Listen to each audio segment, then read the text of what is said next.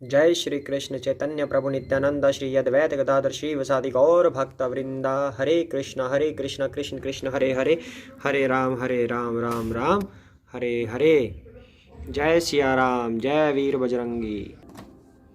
आइए पहले प्रार्थना करते हैं, फिर आगे कंटिन्यू करेंगे। ओम ज्ञानतिमिरान्धस्य ज्ञानाञ्जनशलाकया चक्षुरुन्मीलितं येन तस्मै श्रीगुरुवे नमः। श्रीचैतन्यमनोभीष्टं स्थापितं येन भूतले स्वयं रूपः कदा मह्यं ददाति स्वपदान्तिकं।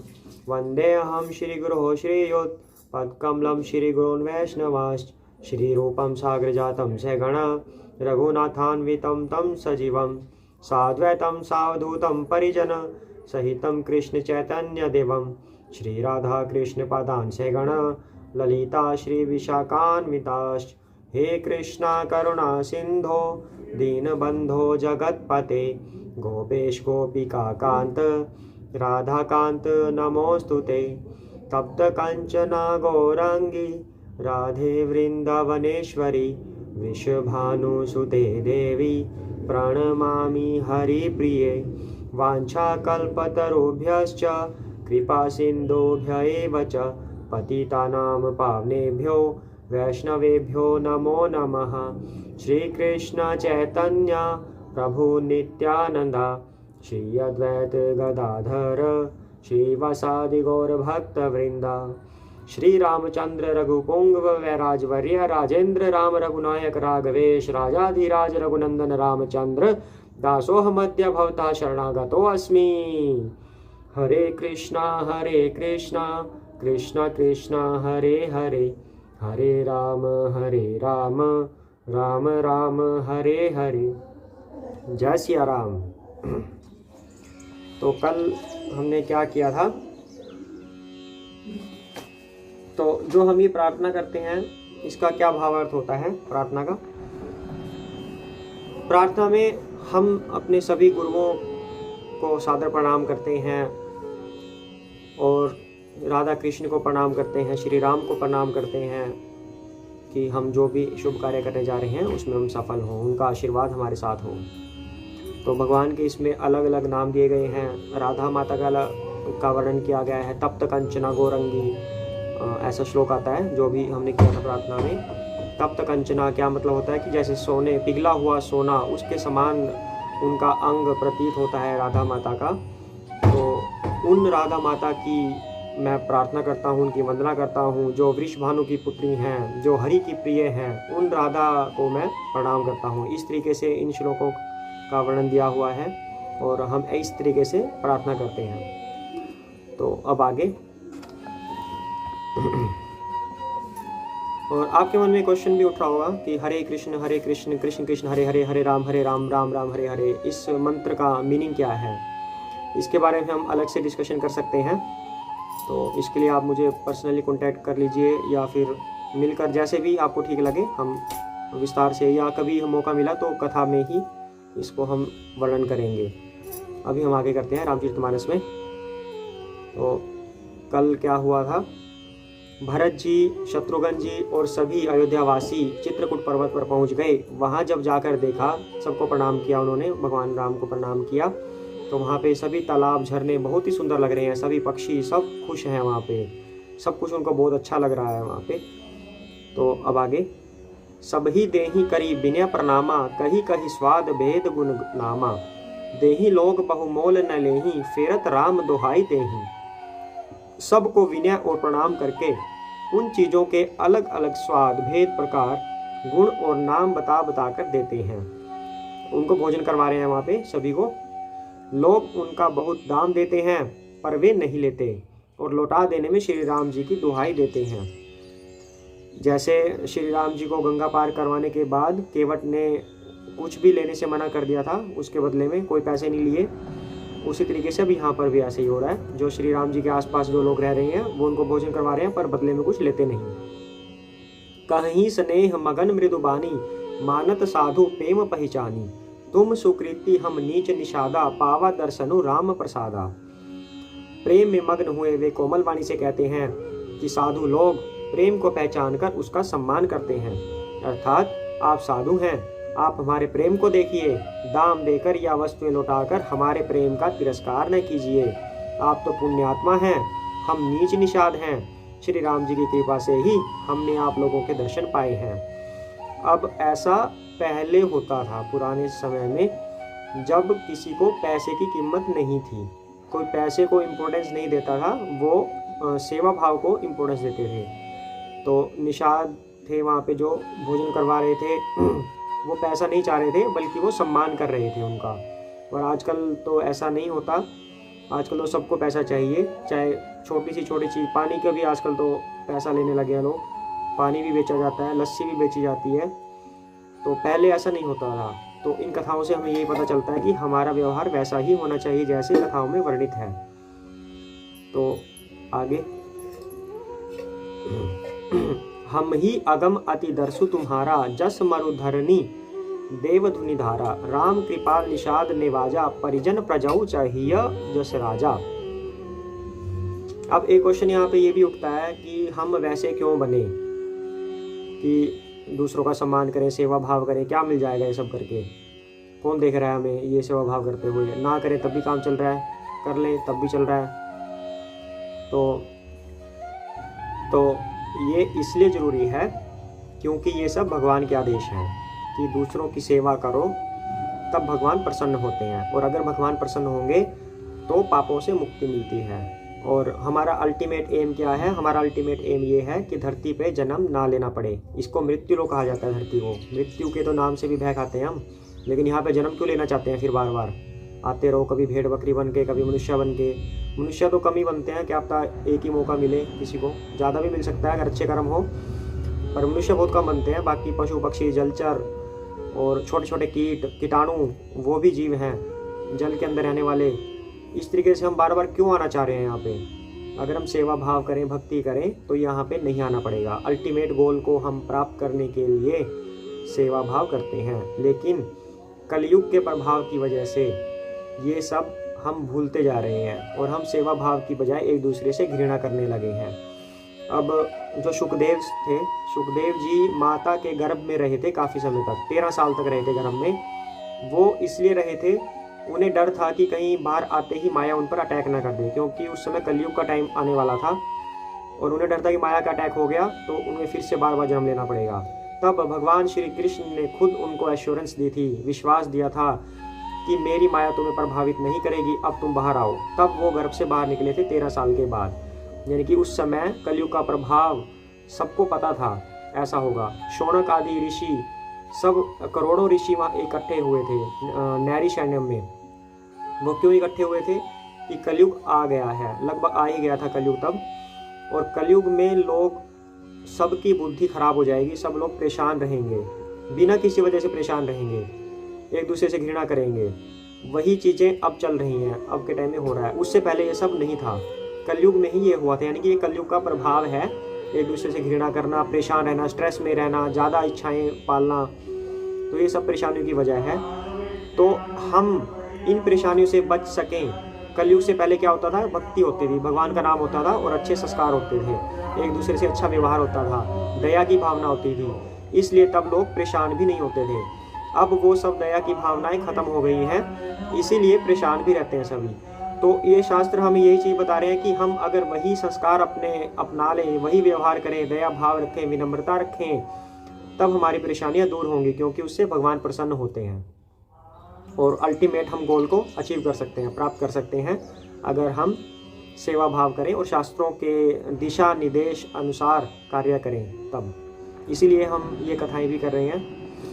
तो अब आगे, हम ही अगम अति दर्शु तुम्हारा, जस मरुधरणी देवधुनि धारा, राम कृपाल निषाद निवाजा, परिजन प्रजाऊ चाहिए जस राजा।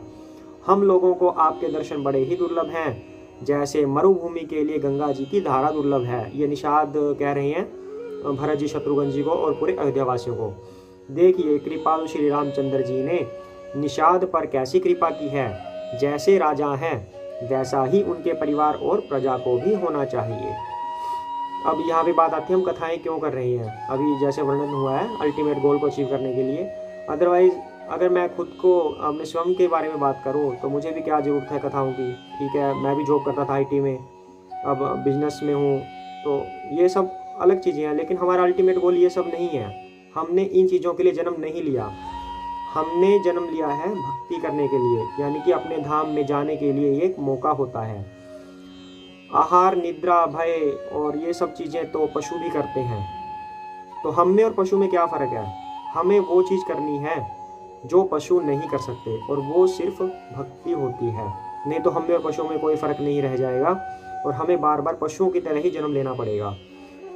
पशु, अगर कोई पशु किसी साधु के पास रहता है, उसको इतना ज्ञान तो आ ही जाता है संगति से, भक्तों की संगति करने से, साधु की संगति करने से, कि भक्ति जरूरी है।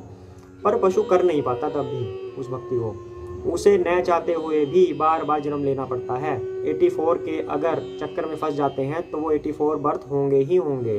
मनुष्य का तो सबसे लास्ट में आता है, तो उसे वो पूरे 84 करने पड़ेंगे। लेकिन जब मनुष्य का शरीर हमें मिल गया तो हम उस 84 को करने के लिए बाध्य नहीं हैं।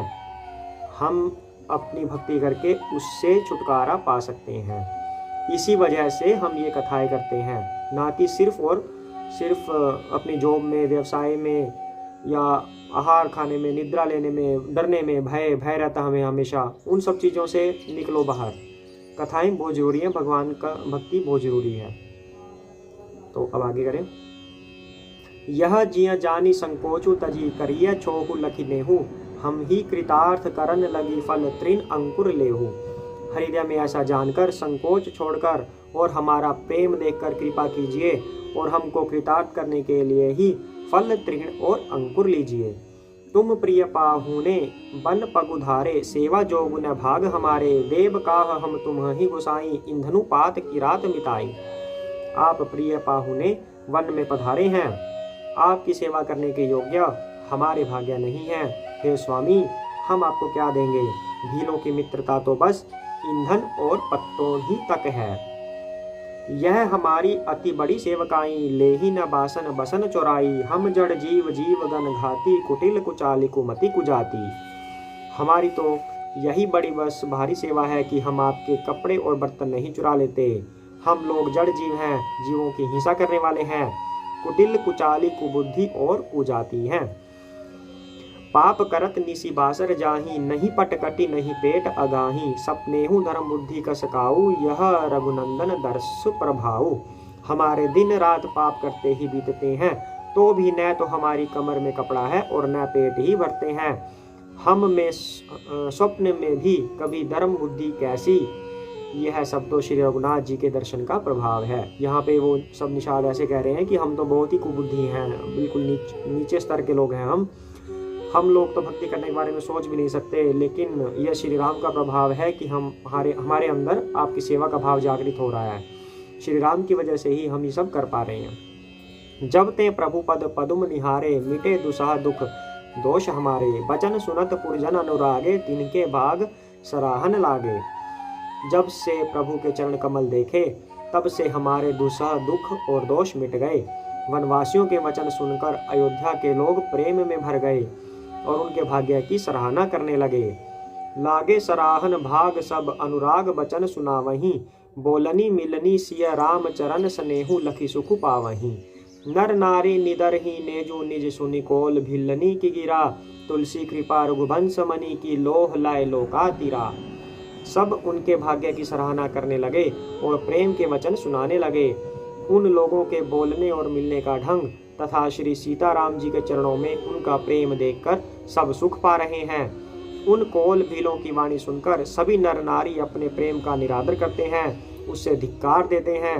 तुलसीदास जी कहते हैं कि यह रघुवंश मणि श्री रामचंद्र जी की कृपा है कि लोहा नौका को अपने ऊपर लेकर तैर गया। यानी कि लोहा तैर नहीं सकता लेकिन वो फिर भी तैर गया। तो ऐसा एक उदाहरण दे रहे हैं कि हम ये सेवा भाव हमारे अंदर जागृत नहीं होता, पर हम तब भी ये कर पा रहे हैं श्री रामचंद्र की कृपा की वजह से। बिहर ही बन चहु और प्रतिदिन प्रमोदित लोग सब, जल जो दादुर मोर भय पीन पावस प्रथम। सब लोग दिनों दिन परम आनंदित होते हुए वन में चारों ओर विचरते हैं। जैसे पहली वर्षा के जल से मेंढक और मोर मोटे हो जाते हैं, प्रसन्न होकर नाचते कूदते हैं। पुरजन नारी मगन अति प्रीति, बासर जाहि पलक संबीती। सिय सासु प्रतिवेश बनाई, सादर करई सरिस सेवकाई। अयोध्यापुरी के पुरुष और स्त्री सभी प्रेम में अत्यंत मग्न हो रहे हैं। उनके दिन पल के समान बीत जाते हैं। जितनी सासुएं थी उतने ही वेश बनाकर सीता जी सब सासुओं की आदरपूर्वक एक ही सेवा करती है। लखा न मरमु राम बिनु काहू, माया सब सिय माया माहू। सिय सासु सेवा बस कीन्ही, तिन्ह लही सुख सिख आशीष दीन्ही। श्री रामचंद्र जी के सिवा इस भेद को और किसी ने नहीं जाना। सब मायाएं पराशक्ति महामाया श्री सीता जी की माया में ही है। सीता जी ने सासुओं को सेवा से वश में कर लिया। उन्होंने सुख पाकर सीख और आशीर्वाद दिए। कह रहे हैं कि माया, सारी जितनी भी प्रभु की माया है वो सीता जी के वश में है। यानी कि कृष्ण ने अपना विस्तार किया था राधा के रूप में, और योग माया कृष्ण के वश में है, और सीता माता के वश में ही सारी प्रभु की माया है। श्री कृष्ण श्री राम एक ही हैं, इनमें कोई भेद नहीं है। उसी तरीके से राधा जी और सीता जी एक ही हैं, उनमें कोई भेद नहीं है। लखी सिया सहित सरल दो भाई, कुटिल रानी पछितानी अघाई। अवनी जम ही जाचती कैकई, मही न बीचू विधि मीचू न देई। सीता जी समेत दोनों भाइयों को सरल स्वभाव देखकर कुटिल रानी कैकई भरपेट पछताई। वह पृथ्वी तथा यमराज से याचना करती है, किंतु धरती बीच नहीं देती, यानी कि फट कर समा जाने के लिए रास्ता नहीं देती, और विधाता मौत नहीं देता। यानी कि अब कैकेयी माता को बहुत पछतावा हो रहा है कि मैंने ऐसा क्यों किया। और वैसे भी कैकेयी माता का दोष एक्चुअल में तो नहीं था, लेकिन दुनिया को दिखाने के लिए ऐसा लगता है कि उनका दोष था। पर श्री राम के कहने पर ही कैकेयी माता ने ऐसा किया, और सरस्वती माता ने उनकी बुद्धि खराब कर दी थी। तो जैसा सरस्वती माता चाहती हैं वैसा ही मनुष्य फिर करने लगता है, ना चाह के भी। उसे पता भी नहीं होता कि वह क्या कर रहा है। और सरस्वती माता को आदेश कहाँ से आता है? भगवान से आता है। तो लो कहूँ वेद विदित कवि कहीं, राम विमुख थलु नरक न लहहीं। यहू संसौ सबके मन माही, राम गवनु विधि अवध की नाही। लोक और वेद में प्रसिद्ध है, और कवि भी कहते हैं कि जो श्री राम जी से विमुख है उन्हें नरक में भी ठौर नहीं मिलती। सबके मन में यह संदेह हो रहा था कि हे विधाता, श्री रामचंद्र जी का अयोध्या जाना होगा या नहीं। निशी न नींद नहीं भूख, दिन भर तू विकल सुचि सोच। नीच कीच बिच मगन जस मिनहि सलील संकोच। भरत जी को न तो रात को नींद आती है, न दिन में भूख ही लगती है। वे पवित्र सोच में ऐसे विकल हैं जैसे नीच के कीचड़ में डूबी हुई मछली को जल की कमी से व्याकुलता होती है। किन्हीं मातु मिस काल कुचाली, इति भीति जस पाकत साली। के ही विधि होई राम अभिषेकु, मोहि अवकलत उपाऊ न एकु। भरत जी सोचते हैं कि माता के मिस से काल ने कुचाल की है, यानी कि माता के थ्रू काल की रचा हुआ है सब कुछ। जैसे धान के पकते समय इति का भय आ उपस्थित हो। अब श्री रामचंद्र जी का राज्याभिषेक किस प्रकार हो, मुझे तो एक भी उपाय नहीं सूझ पड़ता। अब तक तो भरत जी गुस्सा हो रहे थे, अपने क्रोधित थे अपनी माता से, लेकिन अब उन्हें भी ऐसा लग रहा है कि ये सब काल का किया हुआ है, इसमें माता का दोष नहीं है। अब सी फिर ही गुर आयसु मानी, मुनि पुनि कहब राम रुचि जानी। मातु कहे हूँ बहु रही रघुराऊ, राम जननी हट कर भी की काऊ। गुरु की आज्ञा मानकर तो श्री राम जी अवश्य ही अयोध्या को लौट चलेंगे, परंतु मुनि वशिष्ठ जी तो श्री रामचंद्र जी की रुचि जानकर ही कुछ कहेंगे, अर्थात वे श्री राम जी की रुचि देखे बिना जाने को नहीं कहेंगे। माता कौशल्या जी के कहने से भी श्री रघुनाथ जी लौट सकते हैं, पर भला श्री राम जी को जन्म देने वाली माता क्या कभी हट करेगी। मोहि अनुचर कर केतिक बाता, ते ही महाकुसमय बाम विधाता। जो हट करऊँ त निपट कुकर्मु, हर गिरी ते गुरु सेवक धर्मु। मुझ सेवक की तो बात ही कितनी है, उसमें भी समय खराब है, मेरे दिन अच्छे नहीं हैं और विधाता प्रतिकूल है। यदि मैं हट करता हूँ तो यह घोर कुकर्म अधर्म होगा, क्योंकि सेवक का धर्म शिव जी के पर्वत कैलाश से भी भारी है, यानी कि निभाने में कठिन है। एकऊ जुगुति न मन ठहरानी, सोचत भरत ही रैनी बिहानी। प्रात नहाय प्रभु ही सिर नाई, बैठत पठय ऋषय बोलाई। एक भी युक्ति भरत जी के मन में न ठहरी। सोचते ही सोचते रात बीत गई। भरत जी प्रातःकाल स्नान करके और प्रभु श्री रामचंद्र जी को सिर नवाकर बैठे ही थे कि ऋषि वशिष्ठ जी ने उनको बुलवा भेजा। गुरुपद कमल प्रणाम करी बैठे आयसु पाई। विप्र महाजन सचिव सब जुड़े सभासद आई। भरत जी गुरु के चरण कमलों में प्रणाम करके आज्ञा पाकर बैठ गए। उसी समय ब्राह्मण महाजन मंत्री आदि सभी सभासद आकर जुट गए। बोले मुनि बरु समय समाना सुनहु सभासद भरत सुजाना। धर्म धुरीन भानुकुल भानु राजा रामु स्ववश भगवानु। श्रेष्ठ मुनि वशिष्ठ जी समयोचित वचन बोले, हे सभासदों, हे सुजान भरत सुनो। सूर्य कुल के सूर्य महाराज श्री रामचंद्र धर्म धुरंधर और स्वतंत्र भगवान हैं। सत्य संत पालक श्रुति सेतु राम जन्मु जग मंगल हेतु। गुरु पितु मातु वचन अनुसारी खल दलु दलन देव हितकारी। वे सत्य प्रतिज्ञा हैं और वेद की मर्यादा के रक्षक हैं। श्री राम जी का अवतार ही जगत के कल्याण के लिए हुआ है। वे गुरु पिता और माता के वचनों के अनुसार चलने वाले हैं।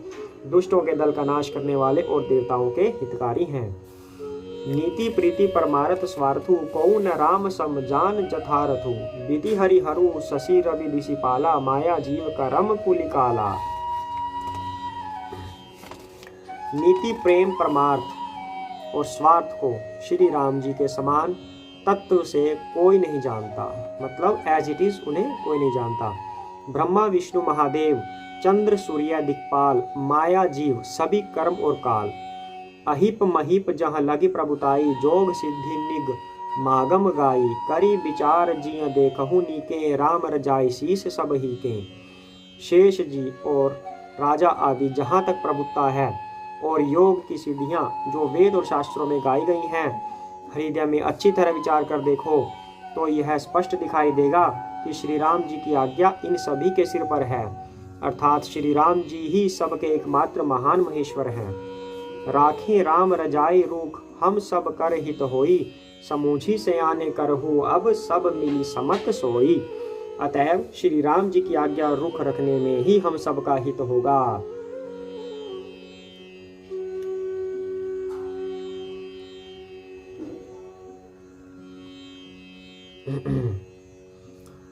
इस तत्व और रहस्य को समझकर अब तुम सियाने लोग जो सबको सम्मत हो वही मिलकर करो।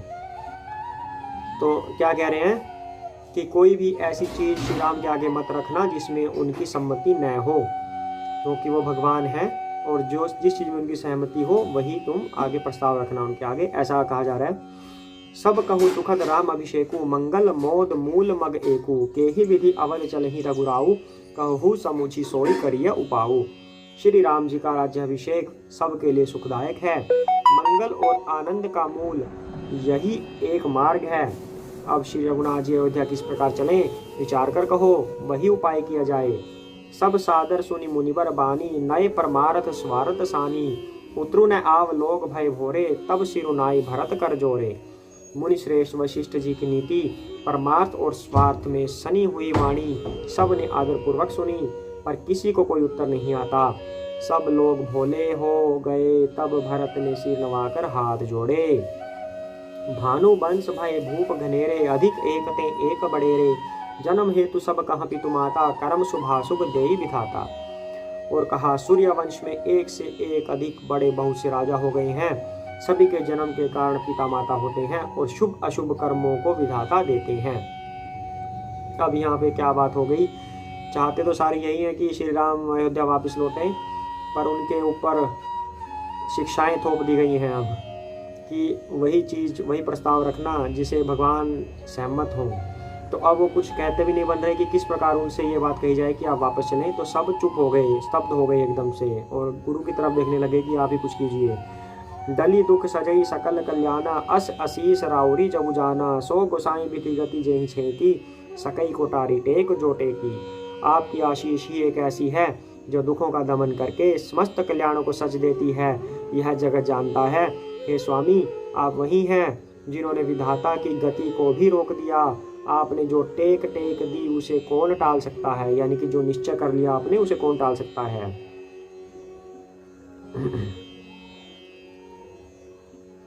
बुझिया मोहि उपाऊ, अब सो सब मोर अभागु, सुनी स्नेह मय बचन गुर उर उमगा अनुरागु। अब आप मुझसे उपाय पूछते हैं, यह सब मेरा अभाग्य है। भरत जी के प्रेममय वचनों को सुनकर गुरु जी के हृदय में प्रेम उमड़ाया। तात बात फूरी राम कृपाही, राम विमुख सीधी सपने हूँ नाही। सकुचऊ तात कहत एक बाता, अरध तजहि बुध सर्वस जाता। वे बोले, हे तात, बात सत्य है, पर है राम जी की कृपा से ही। राम विमुख को तो स्वप्न में भी सिद्धि नहीं मिलती। हे तात, मैं एक बात कहने में सकुचाता हूँ। बुद्धिमान लोग सर्वस्व जाता देखकर आधा छोड़ दिया करते हैं, यानी कि आधा की रक्षा के लिए छोड़ देते हैं। तुम कानन गवनऊ दो भाई, फेरिया ही लखन सिया रघुराई। सुनी सुबचन हर्षे दो भ्राता, भय प्रमोद परिपूर्ण गाता। अतः तुम दोनों भाई वन को जाओ, यानी कि भरत शत्रुघ्न वन को जाओ, और लक्ष्मण, सीता और श्री रामचंद्र जी को लौटा दिया जाए। ये सुंदर वचन सुनकर दोनों भाई हर्षित हो गए। उनके सारे अंग परमानंद से परिपूर्ण हो गए। कौन से दो भाई? भरत और शत्रुघ्न प्रसन्न हो गए कि हमें वन को जाने को मिलेगा और हमारे भैया भाभी वो वापस घर आ जाएं। ये गुरु जी कह रहे हैं ऐसी बात। भरत जी ये गुरु जी कह रहे हैं बात ऐसे। मन प्रसन्न तन तेजु विराज। और गुरु जी भी ऐसा कहना नहीं चाहते, पर भरत जी उनके पीछे पड़े हैं बिल्कुल कि उनके भैया को वापस लाया जाए। तो गुरु जी भी कुछ ना कुछ युक्ति ढूंढ रहे हैं। कहते तो उनसे भी नहीं बन रहा कि क्या कहा जाए, पर ट्राई करके देख रहे हैं कि अगर इससे कुछ निकले तो। मन प्रसन्न तन तेजु विराजा, जनु जिय राउ रामु भय राजा। बहुत लाभ लोगन लघुहानी, सम दुख सुख सब रो वही रानी। उनके मन प्रसन्न हो गए, शरीर में तेज सुशोभित हो गया, मानो राजा दशरथ ही उठे हों और श्री रामचंद्र जी राजा हो गए हों। अन्य लोगों को तो इसमें लाभ अधिक और हानि कम प्रतीत हुई, परंतु रानियों को दुख सुख समान ही थे। राम लक्ष्मण वन में रहे या भरत शत्रुघ्न, दो पुत्रों का वियोग तो रहेगा ही। यह समझकर वे सब रोने लगी। कहीं भरतु मुनि कहा सो कीन्हे, फलु जग जीवन अभिमत दीन्हे। कानन करऊं जन्म भरी बासु, एहि ते अधिक न मोर सुपासु। भरत जी कहने लगे, मुनि ने जो कहा वह करने से जगत भर के जीवों को उनकी इच्छित वस्तु देने का फल होगा। 14 वर्ष की कोई अवधि नहीं, मैं जन्म भर वनवास में रहूंगा। मेरे लिए इससे बढ़कर और कोई सुख नहीं है। ऐसा भरत जी क्यों कह रहे हैं? क्योंकि इसमें भगवान की सेवा होती है, और सेवा के बारे में हम डिस्कस कर चुके हैं कि सेवा करने से भगवान प्रसन्न होते हैं, और भरत जी को यह मौका मिल रहा था सेवा करने का। अंतर्जामी राम उसिय तुम सर्वज्ञ सुजान, जो फुर कहूँ तैनाथ निज कीजिए वचनु प्रवान। श्री रामचंद्र जी और सीता जी हृदय की जानने वाले हैं, और आप सर्वज्ञ और सुजान हैं। यदि आप यह सत्य कह रहे हैं तो हे नाथ, अपने वचनों को प्रमाण कीजिए, उनके अनुसार व्यवस्था कीजिए। भरत वचन सुनि देखी स्नेहु, सभा सहित मुनि भय विदेहु। भरत महामहिमा जल राशि, मुनि मति ठाढ़ी तीर अबलासी। भरत जी के वचन सुनकर और उनका प्रेम देखकर सारी सभा सहित मुनि वशिष्ठ जी विदेह हो गए। किसी को अपने देह की सूध न रही। भरत जी की महान महिमा समुद्र है, मुनि की बुद्धि उसके तट पर अबला स्त्री के समान खड़ी है। क्या मतलब हुआ कि वशिष्ठ जी ऐसा कहकर देख रहे थे कि देखते हैं क्या होता है ऐसा कहने से। भरत जी का भाव क्या रहता है? वैसे तो उनको पता ही था कि भरत जी खुश होंगे, लेकिन वो भरत जी एक झट में मान गए कि हाँ ऐसा कीजिए, मैं तैयार हूँ इसको करने के लिए। तो गुरु जी फिर जो मुनि थे वशिष्ठ जी अबला नारी की तरह खड़े हैं, मतलब अब वो कुछ भी कहने सुनने के योग्य में नहीं थे, योग्य नहीं रहे थे। वो चुपचाप खड़े थे कि अब किया क्या जाए, अब क्या किया जाए, क्योंकि राम भी ऐसी बात होने नहीं देंगे। गा चह पार जतनो ही हेरा, पावती नाव न बोहितु बेरा। औरु करी ही को भरत बड़ाई, सरसी सीपी की सिंधु समाई। वह उस समुद्र के पार जाना चाहती है। कौन जाना चाहती है? गुरु जी की बात कह रहे हैं कि अबला स्त्री की तरह खड़ी है, वो खड़े हैं गुरु जी। तो वह अबला स्त्री उस समुद्र के पार जाना चाहती है। इसके लिए उसने हृदय में उपाय भी ढूंढे, पर उसे पार करने का साधन यानी कि नाव, जहाज या बेड़ा कुछ भी नहीं पाती। यानी कि गुरु जी को कुछ सूझ नहीं रहा कि जैसा वो चाह रहे हैं वैसा कैसे हो। चाह तो ये रहे कि सारे भाई वापिस आ जाएं। भरत जी की बड़ाई और कौन करेगा? तलैया की सीपी में भी कहीं समुद्र समा सकता है। भर्तु मुनि ही मन भीतर भाए, सहित समाज राम पही आए। प्रभु प्रणामु करि दीन सुआसनु, बैठे सब सुनी मुनि अनुशासनु। मुनि वशिष्ठ जी के अंतरात्मा को भरत जी बहुत अच्छे लगे और वे समाज सही श्री राम जी के पास आए। प्रभु श्री रामचंद्र जी ने प्रणाम कर उत्तम आसन दिया। सब लोग मुनि की आज्ञा सुनकर बैठ गए। बोले मुनि बरु बचन विचारी, देश काल अवसर अनुहारी। सुनहु राम सर्वज्ञ सुजाना, धर्म नीति गुण ज्ञान निधाना। श्रेष्ठ मुनि देश काल और अवसर के अनुसार विचार करके वचन बोले। हे सर्वज्ञ, हे सुजान, हे धर्म नीति गुण और ज्ञान के भंडार राम, सुनिए। अब गुरु जी कुछ सोचकर बोल रहे हैं। सबके उर अंतर बसहु जानहु भावुक भाऊ, उर्जन जननी भरत हित होई, सो कहिया उपाऊ। आप सबके हृदय के भीतर बसते हैं और सबके भले बुरे भाव को जानते हैं। जिसमें पूर्ववासियों का, माताओं का और भरत का हित हो, वही उपाय बतलाइए। यानी कि वशिष्ठ जी कुछ कह नहीं रहे, उनको कहना ही नहीं आ रहा कि कैसे राम जी को मनाया जाए। अतः उन्होंने क्या किया, श्री राम के ऊपर ही छोड़ दिया कि आप हमारे भावों को जान लीजिए और उसका उपाय कीजिए। आरत कहीं बिचारी न काऊ, सूझ जुआरी ही आपन दाऊ। सुनि मुनि बचन कहत रघुराऊ, नाथ तुम्हारे ही हाथ उपाऊ। दुखी लोग कभी विचार कर नहीं कहते, जुआरी को अपना ही दांव सूझता है। मुनि के वचन सुनकर श्री रघुनाथ जी कहने लगे, हे नाथ, उपाय तो आप ही के हाथ है। सब कर हित रुख राउरी राखें, आयसु किए मुदित फुर भाषे। प्रथम जो आयसु मो कहूँ होई, माथे मानी करो सिख सोई। आपका रुख रखने में और आपकी आज्ञा को सत्य कहकर प्रसन्नता पूर्वक पालन करने में ही सबका हित है। पहले तो मुझे जो आज्ञा हो मैं उसी शिक्षा को माथे पर चढ़ाकर करूं। पुनि जेहि कहाँ जस कहब गोसाई, सो सब भांति घटी ही सेवकाई। कहा मुनि राम सत्या तुम भाषा, भरत स्नेह विचारू न राखा। फिर हे गोसाई, आप जिसको जैसा कहेंगे वह सब तरह से सेवा में लग जाएगा, आज्ञा पालन करेगा।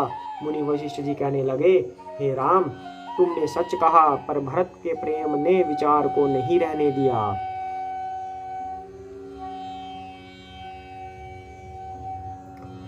तो श्री राम जी यहाँ पे विनम्रता दिखा रहे हैं कि हे गुरु जी, आप जो कहोगे मैं वैसे ही करूँगा, पर वो नहीं करेंगे एक्चुअल में, क्योंकि वो बंधे हुए हैं पिता के वचनों से। जो वचन पिताजी ने उनसे लिया भी नहीं था, सिर्फ श्री राम ने उनका भाव जान लिया। भाव क्या, उनकी मजबूरी जान ली कि उन्होंने कैकेयी माता को वचन दे रखा है। तो सिर्फ उनके माइंड की ये व्यथा जानकर ही उन्होंने निश्चय कर लिया कि उन्हें वनवास में रहना ही है। तो श्री राम जी भी अब मजबूर हैं, वो गुरु जी की बात नहीं मान सकते, पर फिर भी वो विनम्रतापूर्वक कह रहे हैं कि मुझे आज्ञा दीजिए, क्या करना है। फिर आगे वो उनसे वार्तालाप करेंगे कि ये पूरी नहीं हो सकती, जो भी होगा आगे कहानी में पता लगेगा। तो तेहि ते कहूँ बहोरी बहोरी, भरत भगति बस भई मति मोरी। मोरे जान भरत रुचि राखी, जो कीजिया सो शुभ शिव साखी। इसीलिए मैं बार बार कहता हूँ, मेरी बुद्धि भरत की भक्ति के वश हो गई है। मेरी समझ में तो भरत की रुचि रखकर जो कुछ किया जाएगा, शिव जी साक्षी हैं, वह सब शुभ ही होगा। ये गुरु जी कह रहे हैं ऐसे। भरत बिने सादर सुनिए, करिए विचारु बहोरी। करब साधु मत लोक मत, निरिप नय निगम निचोरी। पहले भरत की विनती आदर पूर्वक सुन लीजिए, फिर उस पर विचार कीजिए। तब साधु मत, लोक मत, राजनीति और वेदों का निचोड़ निकालकर वैसा ही कीजिए, यानी कि उसके अनुसार कीजिए। गुर अनुरागु भरत पर देखी, राम हृदय आनंदु विशेषी। भरत ही धर्म धुरंधर जानी, निज सेवक तन मानस बानी। भरत जी पर गुरु का स्नेह देखकर श्री रामचंद्र जी के हृदय में विशेष आनंद हुआ। भरत जी को धर्म धुरंधर और तन मन वचन से अपना सेवक जानकर बोले, गुर आयस अनुकूला, वचन मंजु मृदु मंगल मूला। नाथ सपथ पितु चरण दुहाई, भयउ न भुवन भरत सम भाई। तो भरत जी को धर्म धुरंधर और अपना सेवक जानकर मन कर्म वचन से, तो श्री रामचंद्र जी गुरु की आज्ञा के अनुकूल मनोहर कोमल और कल्याण के मूल वचन बोले। हे नाथ, आपकी सौगंध और पिताजी के चरणों की दुहाई है, मैं सत्य कहता हूँ कि विश्व भर में भरत के समान भाई कोई हुआ ही नहीं। और ये सत्य भी है, भरत के समान और कौन है जिसने पल भर में सारा राज्य छोड़ दिया। आज के इतना ही करते हैं। जय सिया राम। जय सिया राम, जय सिया राम, जय सिया राम, जय सिया राम, जय सिया राम, जय सिया राम, जय सिया राम, जय सिया राम, जय सिया राम, जय सिया राम, जय सिया राम, जय सिया राम, जय सिया राम, जय सिया राम, जय सिया राम, जय सिया राम। जय श्री कृष्ण चैतन्य प्रभु नित्यानंद श्री अद्वैत गदाधर श्री वसादि गौर भक्त वृंदा। हरे कृष्ण कृष्ण कृष्ण हरे हरे, हरे राम राम राम हरे हरे। जय श्री राम। अयोध्या वासी राम, राम, राम, दशरथ नंदन